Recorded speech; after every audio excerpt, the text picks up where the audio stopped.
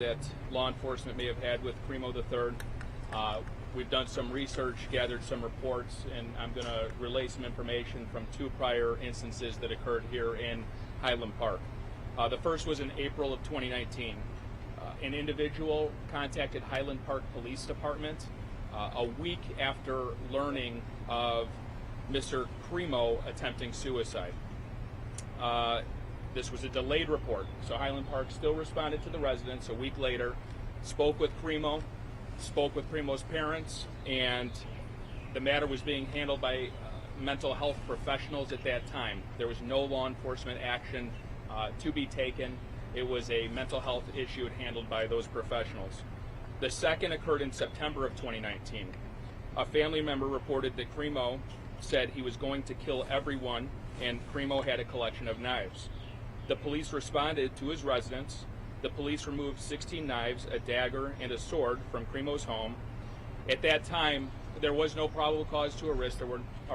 There were no complaints that were signed by any of the victims. The Highland Park Police Department, however, did immediately notify the Illinois State Police of the incident. Shifting gears a little bit, talking about the investigation itself. The community has been absolutely terrific with providing information to law enforcement investigators throughout this.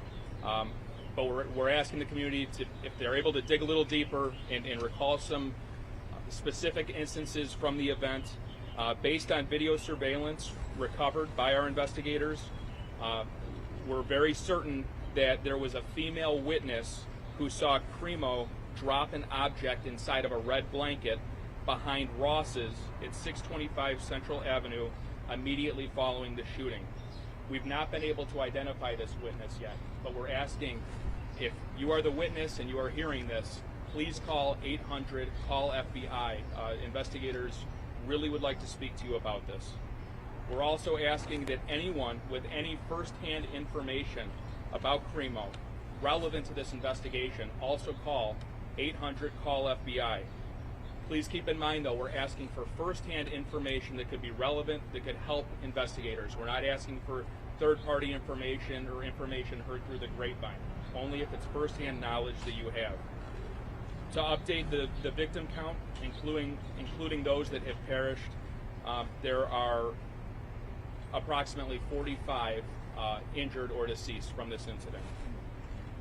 At about 5:30 this evening, the state's attorney's office will be holding a press conference, and we anticipate an announcement of charges at that time. With that, we'll take some questions. Deputy Chief, so going to this September incident, obviously people are going to look at this and say, well, this could have been an opportunity to stop what we saw here. Your view on that, and how are these things supposed to be handled? How do you stop a shooter if someone's calling police saying, hey, we have a problem?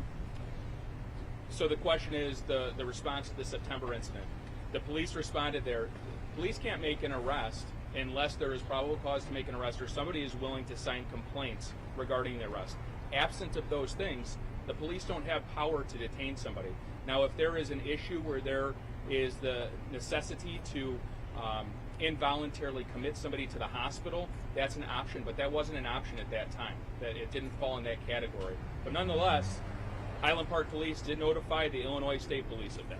But as a law enforcement professional, see someone who's said, I want to kill someone, then can purchase several guns legally. How do you view that? The threat was directed at family inside of the home. So in order to purchase a gun legally in Illinois, one has to possess a FOID card. That's a process that is solely managed through the state police, and I'm not able to speak to that process. Chris, you mentioned how much the community has been helpful in this case with videos, with sending information to you guys. So many people I've been talking to are asking, how can this be prevented in the future?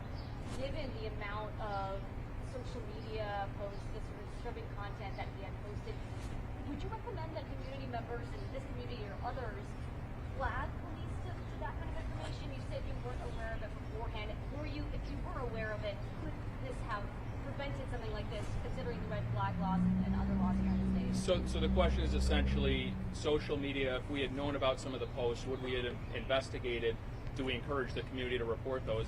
And the answer is absolutely. If the public sees something that is concerning online with anybody, they should notify the social media network it's posted on. They should notify local law enforcement.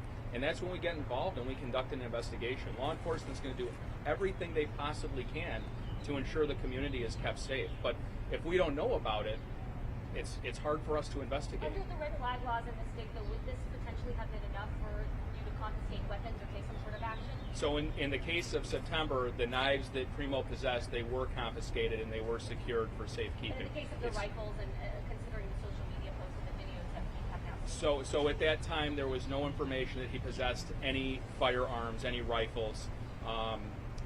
Would that be enough if he's making threats? It's a case-by-case basis. I don't want to speak broadly to the issue. It depends on the circumstances. There are circumstances where law enforcement does have that authority to obtain a seizure order, but it is situational dependent every single time.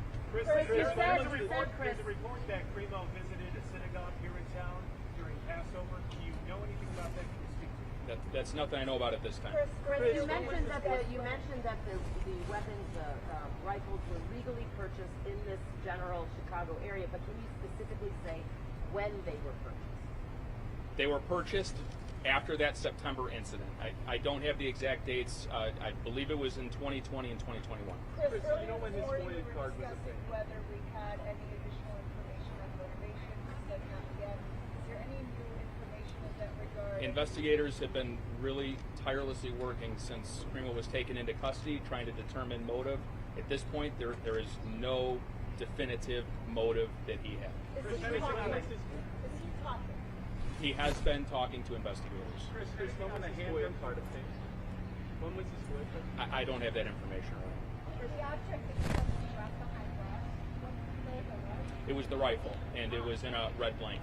Chris, do you have any information that he may have tried to, after the shooting, tried to check himself into a hospital, a general hospital, like No, we do not have that. So just to follow up on the last September incident, you said that involuntarily committing him was not an option. Can you explain that? What are the options for officers? Based on that time, based on those circumstances, that was not an option. It did not fall in that category. What would it require to? Again, it's case by case specific. Were Irina and Kevin McCarthy husband and wife, brother sister? What's their relationship? I'd have to get back to you on that. I don't know. Chris, do you have Jennifer, anything do you on know? the handguns that you talked earlier about? How many were there? Were they legally purchased? Anything on that? The count, sheer number? So he had purchased five Five firearms. Five firearms, and that includes rifles and handguns as well. So the other three legally purchased and they were handguns? There were a combination of which, I don't have the exact count, at least 2 rifles, some pistols, and possibly a shotgun. Those were seized at his father's home pursuant to a search warrant yesterday. What was the size of the knife collection, and did he ever get it back after? I would have to do a little research Over on what that. time period were those 5 weapons purchased? Approximately a year. Is there any information about that 7th victim who passed away in age, perhaps? Not yet, but we are working on obtaining some information. What county is that victim in? But Cook. If the charges are being filed, as you said, probably around 5 o'clock, does that mean that we kind of frame them likely tomorrow morning? that would be my yes. If charges are filed today, it's very likely he'll appear in bond court tomorrow morning. Do you know what source? Do you have more evidence about, or more explanation of what you found in the car? You said the rifle was found in the blanket, and what you found on the roof. Give some more specifics on that. Evidence technicians are collecting a lot of shell casings, but as far as anything of evidentiary value, that's the extent. And in the car, was that you said there was rifles, or the other rifle In the there? car, there was a rifle. And anything else? Where, no? I would have to check and get back to you. Do you know where he was heading in that car with that second rifle? He drove around to a number of places. He drove into Wisconsin, then he came back into Illinois. That's when the alert person who recognized the vehicle description from the press briefing called 911, and he was stopped. Chris, are you able to speak to any federal investigation, any possible federal indictments where would be brought into the federal system? So the FBI, the ATF, our federal partners, the Department of Justice are very involved in this case. I can't speak for them. All I can say is they are on the ground here working with us in lockstep. And I could take two more. Going back to the September incident, you said please notify state police. what was the follow-up from state police at that point? And was there any monitoring given what had happened of his social media accounts then? And should there have been or not? My name is Master Sergeant Delilah Garcia. I'm a Public Information Officer, Deputy Chief. So basically in September of 2019, ISP did receive information from Highland Park Police Department, and at that time, the individual named in the report did not have a FOID card or anything to revoke or to review. So at that point, that FOID part of it was our stance on that. And there was nothing done to say this person shouldn't be able to get. Is there any mechanism to say this person shouldn't be able to get a FOID card in the future? Was any action like that taken? Well, at that time, basically, so he didn't have a pending application, so there was nothing to review at that time when we got that notification. We didn't know, a few months later, something else would happen. And what would state police have to have done or have to have seen in order to try to involuntarily commit someone based on those facts and those circumstances? Involuntary commit someone? Right. So the lead came to you to follow up on. After looking at the facts from that, was that an option that you considered? Well, this person might need to be involuntarily committed? Well, there was no FOID application at the time. Correct, but the lead came to you, right? This person had knives. Obviously, there was a threat that was posed. So your role was only whether he had a firearm or not? Right. And the state law, does it allow you to flag someone and say, hey, we're flagging this person, they should be at... Are you allowed to say this person can't get a FOID card in the future? More questions regarding that procedure from the state police will be forthcoming. So we know there's going to be some questions directed to the state police on procedure, how FOID card applications work, when a notification comes in from local law enforcement. That is much better answered by the state police. It's very hard to speak to their policies and procedures. Chris, can you tell us One more. Where in Wisconsin he traveled to and how did you track? Was it iPass? I don't want to get into how we know he was in Wisconsin, but we know he traveled to the Madison area before turning around and coming back to. So did his parents? Last question. Did his parents ask? Was his parents involved when the knives were taken from him?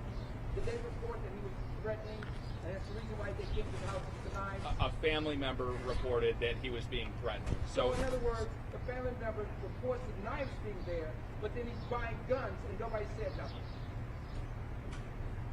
I'm not quite following your question. The police responded. The police responded in September, okay, to this call. They responded. They took the knives out of the home.